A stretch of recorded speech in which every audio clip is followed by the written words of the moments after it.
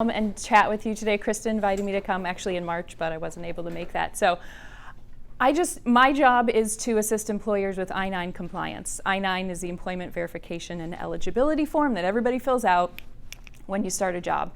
So what I wanted to do today is give you a brief overview of the I-9 if it's been a second since you filled one out or dealt with one or had an issue. And then I'll talk a little bit more about what's happening in I-9 enforcement. And enforcement is really the big word right now for I-9s. So here we go. So this is what it looks like. It's a 2-page form. It gets updated every once in a while. You'll see that it looks like it's expiring. Even if you have an expired form, you don't have to redo them. The government reissues I-9s every once in a while. There's not a new one coming for a bit, although they like to surprise us with that. As I mentioned, I-9 is used for verifying the identity and employment authorizations of individuals hired for employment in the United States. This includes Puerto Rico and territories.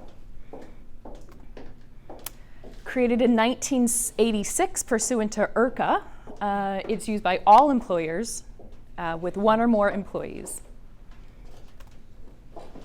Every employee hired after November 6th, 1986, on or after, is required to have an I-9 on file.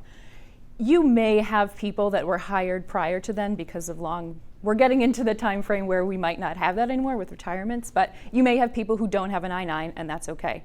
But everybody else should. And just to hammer that point home, every single person.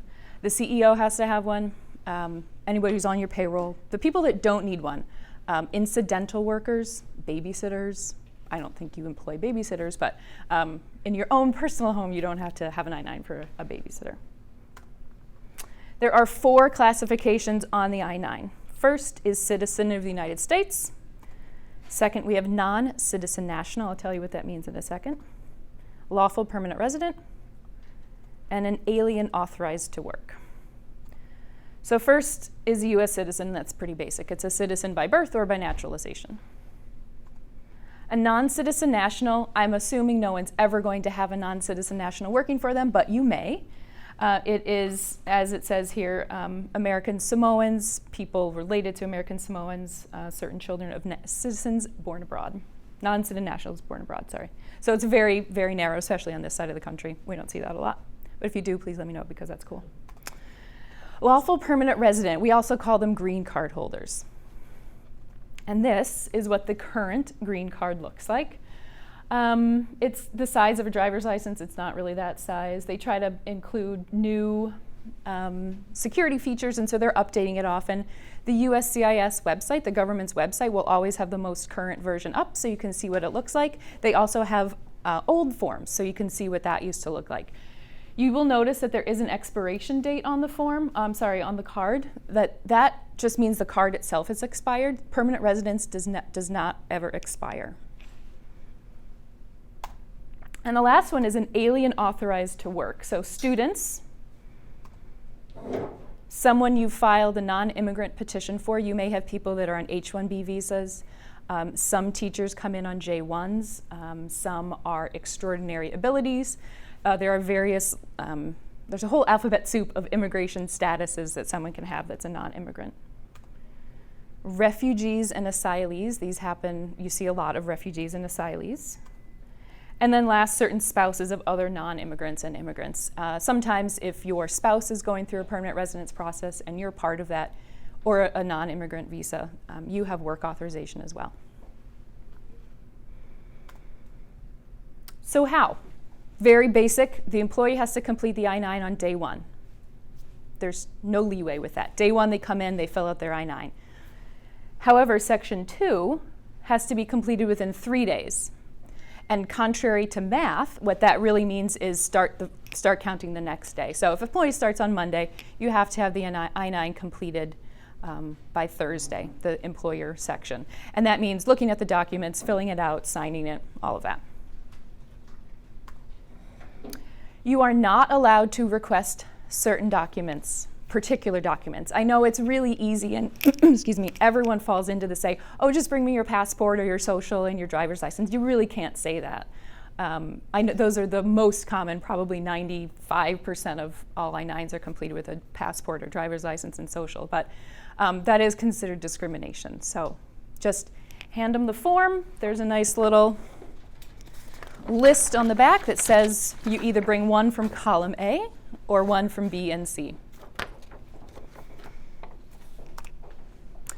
You must physically review the documents. You have to hold it in your hands, turn it over, look at it, flip through the passport, bend it, whatever you need to do. It has to be done in person. I know a lot of times we have remote workers or people working at an off-site location. Somebody still has to review those documents in person. The easiest way to do this, and especially for schools and districts that aren't, multinational, and with somebody in California, although maybe you do, is to have them just come into the office and do it. Unless you've got somebody on site who's really a good person at doing that, it's just easier to have it very central and have one person doing the review so that at least you're consistent. And it has to be in its original form as well. You can't review a copy, you can't review a receipt. There's a very narrow rule on when you can accept a receipt, and that is basically when something has been lost or stolen. And it's the official receipt from that agency. All documents have to be unexpired. You may remember probably 10 years ago, you could use an expired passport, but that's no longer the case. Everything has to be valid on the day that it's presented. However, a future expiration date is not a reason to not hire somebody. So I use the example here of an EAD. That's an employment authorization document used by non-immigrants for work authorization. If they come to you today, May 9th, and say, here's my EAD, and you've hired them and all this stuff, and they're starting today, and it expires July 15th, that kind of stinks for you, but you still cannot refuse them employment based solely on that. So just again to reiterate, your responsibility is to review the documents in person. You're not required to be a document expert, and I know it's easy to get hung up on that because you think, well, you hear all about illegal immigration, and is this a real driver's license? Is it a real social security card? You have to do your best. The government doesn't expect you to be an immigration expert. Just make sure that the photo looks like the person and that the names match.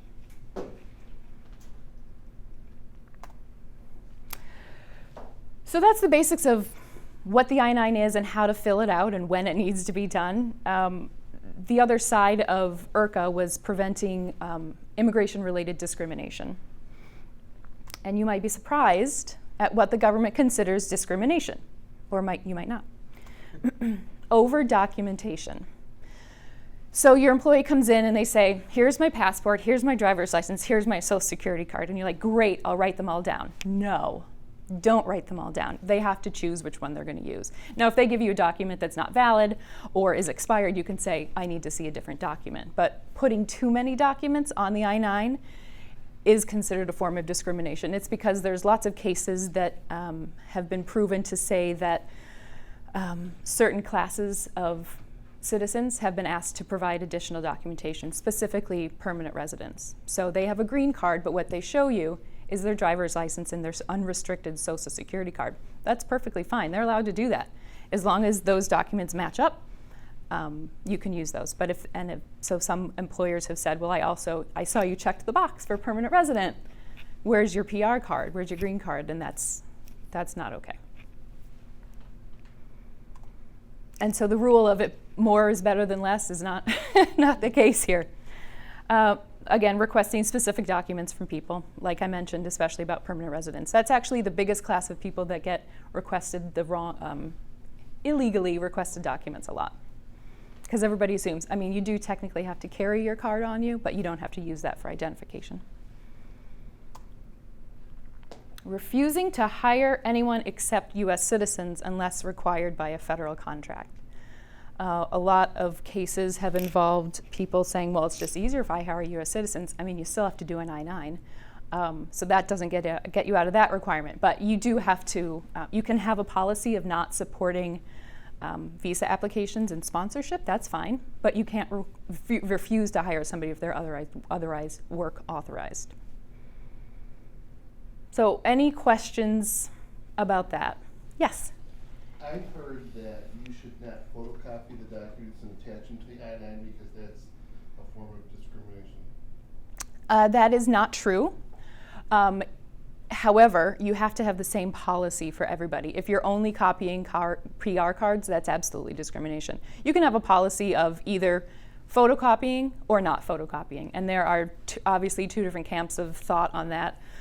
One being, if you're audited and you have a copy and you completed the I-9 wrong, at least you have the right documents. The flip side of that is if you completed the I-9 correctly and have bad documents, they're going to get you one way or the other. I heard because it collects information, it collects more information than what's required. For the I-9 purposes, you are allowed to complete, you are allowed to have a copy of the document. And the I-9s, by the way, should be stored in a separate folder from everything else. They should not be in an employee file. You should have a binder or a cabinet or whatever that's only accessible to required people, and that can contain the copies of the documents. And I had a question from somebody a couple weeks ago about now there's a rule about not being able to copy Social Security cards. I mean, in the I-9 context, you absolutely are allowed to do that, if that's your policy. If you have been keeping copies and you're going to decide to not keep copies, you can decide that whenever you want. You just have to make a note to the file as they say, to say that now we're going to not be keeping copies. And you never shred anything. One of the things I did not discuss on here was how long you have to keep an I-9. You must keep an I-9 for as long as somebody's employed. If they're employed for 40 years, you keep the I-9 until they're gone. And then once they're gone, you have to keep it a year. So from the date, their term date, you have to keep the I-9 for a full year. Unless they were employed for fewer than 3 years, and then you keep it for 3 years. So it's whichever the longest date is. And then you can shred them. That's the one time you get to shred that, after they've completed, after you've completed that time. Okay, so why do we care? You don't send the I-9 anywhere. No one really checks up on it. Why are we so concerned all of a sudden, so to speak, with I-9 compliance? And why is it such a big deal? And why am I here today? Not just to tell you how to complete a form. Although I will say, I have this book, the I-9 E-Verify Handbook. There is a 15-page instruction booklet that you're technically supposed to give to your employees, and there's a 250-page actual handbook. So for a 2-page form, that's hundreds and hundreds of pages of instructions, so it's understandable why people get it wrong and why we're in the situation we are now with worksite enforcement. So worksite enforcement is on the rise 400 to 500% over last year, and this has been a dedication on the behalf of Immigration and Customs Enforcement. So the fiscal year starts October 1st and September 30th. They issued last year 5,981 I-9 audits, up from 1,300 the year before, which was, they had this crazy raid where they issued like 1,400 in 1 week. It was this calculated sort of widespread event where ICE agents just went in and just handed out audit notices like it was going out of style. And experts are predicting 15,000 this year. They have not released any statistics yet. That doesn't mean that they won't. We're only halfway through the year now. Probably this summer, that's when they like to really hit you with the numbers and get people freaked out about the rest of the year. Now, if you get an audit, you have 3 days to produce the documents they request, and then it could take several years for that actually to come to fruition. But like most government things, take a little time to complete. Investigations are led by ICE. Everyone has probably heard of ICE, Immigration and Customs Enforcement, and it is their Homeland Security Investigations Unit. And I have to read their official description because I do. So according to their website, HSI is a critical investigative arm of the Department of Homeland Security, and it is a vital asset in combating criminal organizations illegally exploiting America's travel, trade, financial, and immigration systems. So HSI is not just responsible for coming in and auditing your I-9s. They're responsible for any type of worksite raid. So that's not their whole job. Industry averages indicate 76% of a company's or an organization's I-9 have at least one error on them. at $1,862 per form as an average fee, that adds up to quite a hefty fine. And not having an I-9 on file is even worse. So common I-9 errors that, like I said, could get you into this $1,862 fine: forgetting to input a birth date, failure to sign or date a form. That's a really big error. They have technical violations and they have substantive violations. Substantive violations weigh more heavily because basically signing the form is your attestation that everything is true and correct and you're authorized to work in the United States. And that goes for both the employer and the employee. Missing an address of the employer, just forgot to sign it, forgot to put it in, and using incorrect documents. So not only is over-documentation discrimination, it can also get you into a bit of trouble. So in your free time, do a quick search for IRS Raids, and you'll see plenty of examples.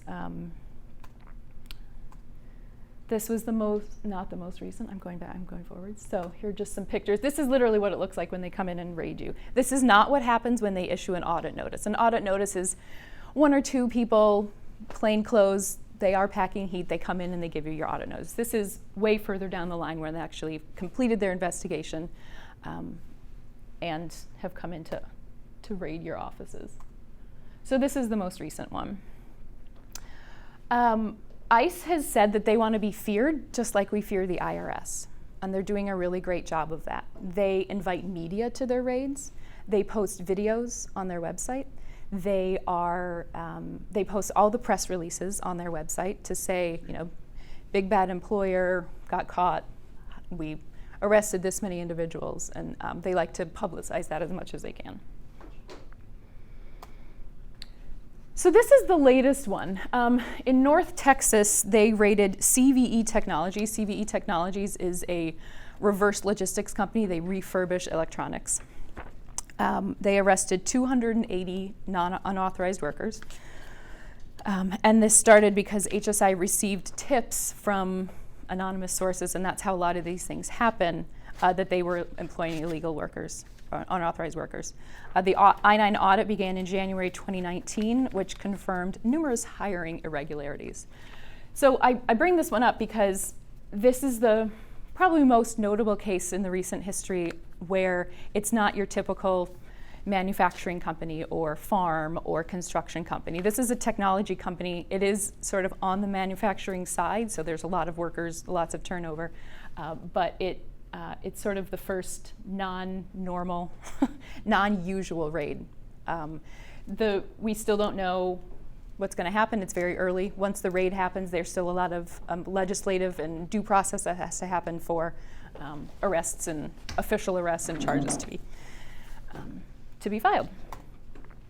So the High Court of Immigration is the office of the Chief Administrative Hearing Officer. And they recently issued a $44,000 fine to a cleaning company, which doesn't sound like a lot of money, but $44,000 is probably not anything anyone has in their budget to just hand over. So this was based on the discovery during their audit that the employer failed to sign the employer attestation on 100% of their I-9s. So even if they filled out the form and they put the right documents on there, they forgot to sign it and say, yes, I reviewed these documents. I agree that I looked at them, the person's good, they look like the person. So $44,000 just for that. Nearly 70% of the company's forms, the employee had not attested to their immigration status. It's a big no-no. The penalty also covered one employee who was found to be unauthorized to work in the United States and also had presented false documents, and the employer knew about it. So that's the other kind of tricky part. If you know that somebody's not work authorized, I would hope that you have a policy about what to do about that. They should be terminated. That should be your policy. But now there's a lot of different ways someone can change work authorization. So if you're not sure, reach out to your attorney or your HR person if they're very knowledgeable about that, especially with DACA and all these ways for other people to get proper work authorization. So our next most recent interesting case, I suppose, a pork production plant in Oklahoma was raided. They knowingly hired and employed unauthorized workers for a 5-year period. I'm sure it went on longer than that. They were fined over $1 million. They also failed to properly complete their I-9, so it wasn't just that they were hiring unauthorized workers. This investigation also looked into allegations that health care claims were fraudulently submitted to the Oklahoma Medicaid program. So agencies really like to share information. A lot of these raids and audits happen because there's been another type of desk audit or a tip from the IRS, from the EEOC, from whoever, and they're like, oh yeah, maybe we should go into that company and check them out. The settlement requires this company to pay $750,000 to ICE and $256,000 to the state of Oklahoma's Attorney General. It could have been more, but they were very cooperative in their investigation, and once they were discovered and audited, they did start to implement different compliance activities. So it's never too late to start doing the right thing. Probably one of the most noteworthy, just because of when it happened and sort of this recommitment to worksite enforcement, was this Bean Station, Tennessee raid. Over 30 years, the owner knowingly hired or caused others employed by him to hire unauthorized workers as employees. The unauthorized aliens were knowingly hired to reduce FICA tax obligations, unemployment insurance premiums, unemployment tax obligations, and workers' compensation insurance premiums. So it wasn't just because it was cheap labor, it was to avoid a lot of other obligations. The raid was April 2018, and it took them 5 months to really get down to brass tacks.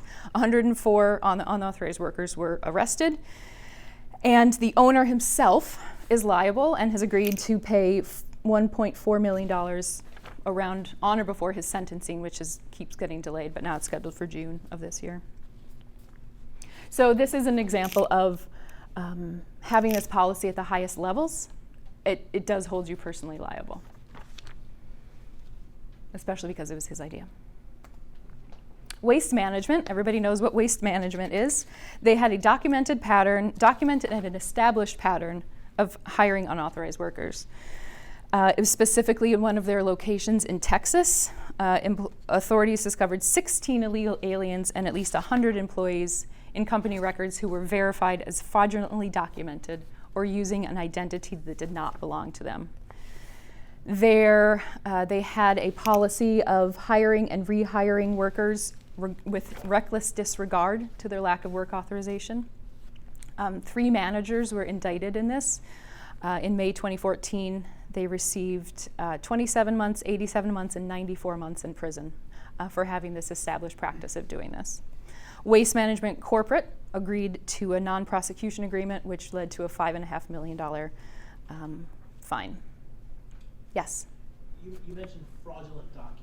Yes. I'm not sure this is happening a lot to us, but say they come in with fraudulent documents, well created, they look like the real thing, we complete the I-9 correctly. Yep. But it's based on fraudulent documents.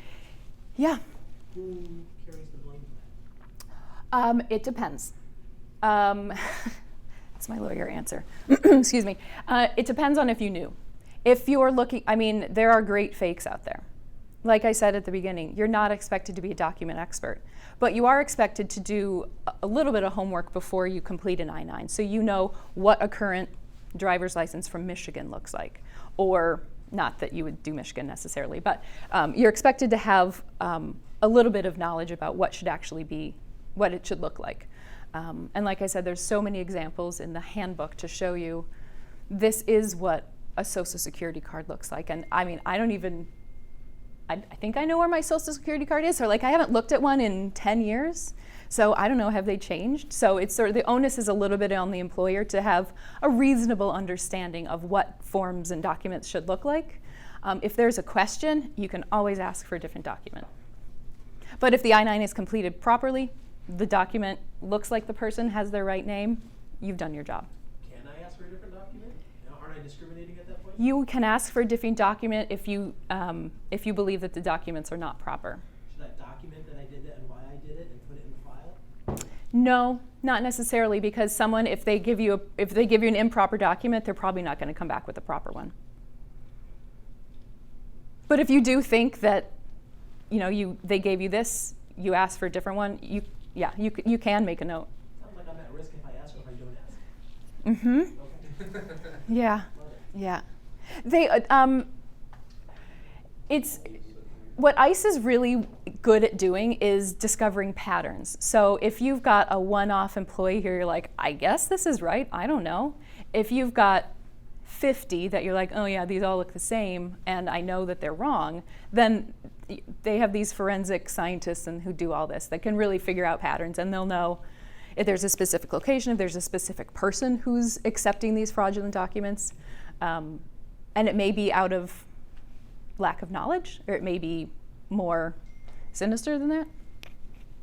It's a fine line, and I appreciate that that frustration. But I guess the difference on asking for a different document is that you can't say, go bring me your XYZ card. You can say, I need you to present a different document. That's the best way around it. It's not a good answer. I appreciate that. So another high court penalty case, 2 concrete companies were fined, not much, but more than they would have liked to be, $11,000 and $5,500, so combined.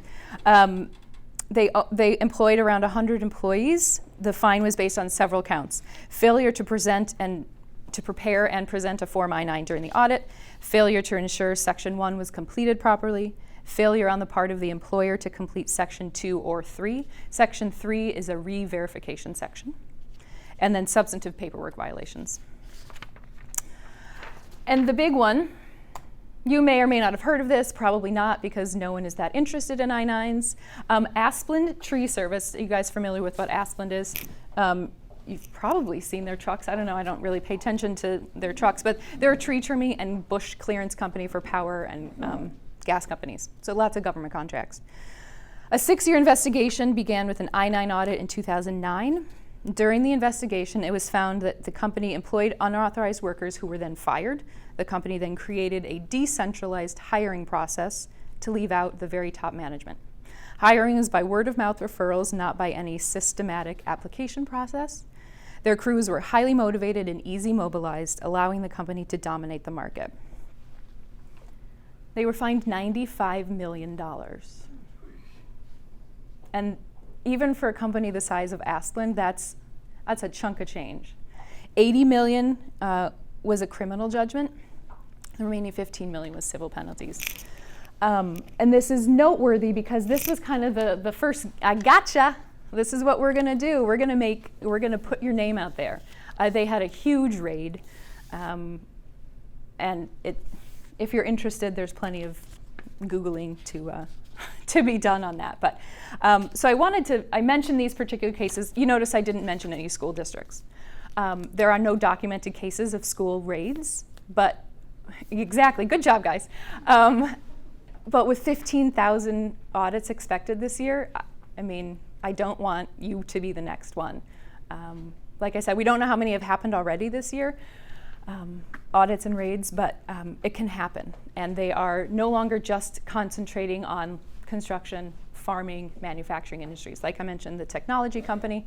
Hospitals are a big target. They've got a lot of turnover. Any places with a lot of turnover and a lot of moving workforces are going to be targets. Have we seen raids in particular locations and regions? Or? No. I mean generally rural communities, because that's where a lot of the farms and things like that are, but they're not particular about. To be fair, we have an ice facility in our backyard here, so. Yep. Yeah. Downtown San Diego had a couple of raids a couple months ago, I guess, at a Korean grocery store. They arrested 26 people for being unauthorized. So they're really getting creative on how they do this. An audit notice can also be served electronically. A raid will never be electronic. You will know when they're there. They come in with their vests and everything, so there's no question that they're raiding you, and it's scary. There's a video on ICE's website from the very first one I talked about the technology company. I mean, I'm not easily scared, but I mean, you've got 50 people coming in with guns. They pull up with huge buses to cart people away. They're on their walkie-talkies and everything. It's a scary thing, and I can't imagine what it must be like to actually witness that. So what do? You mentioned doing your own self-audit. That's a great, great idea. Jot this website down, or you can just Google I-9 Central. This is where the USCIS has put all of their resources on how to do a self-audit, and they walk you step by step. There's a guide, there are examples, and they really want you to, well, I don't know if they really want you to, they say they want to help you through an I-9 audit of your own. It's a good idea to do an audit once a year, and as long as you've audited, the forms. If you do an audit today and you audited the last 33 years of forms, you don't have to do those again. So it gets easier as you go forward. Electronic systems now are a great system to have because they are more or less foolproof. They will guide you through the process. They'll only let you input certain documents. They won't let you move on from a particular field if you've put the Social Security in the wrong format or the birth date or whatever that is. So they're trying to help you. They cost you money, but they're trying to help you not get into trouble. And just remember, $1,862 is the average fee per form, times the number of employees you have. I don't think that's money that anybody really wants to be giving the government. And now that I've scared you into that, I hope everybody can sleep well tonight. But if you have any questions, I'm available now. I have my card on the back corner of the table there. Feel free to email me or call me.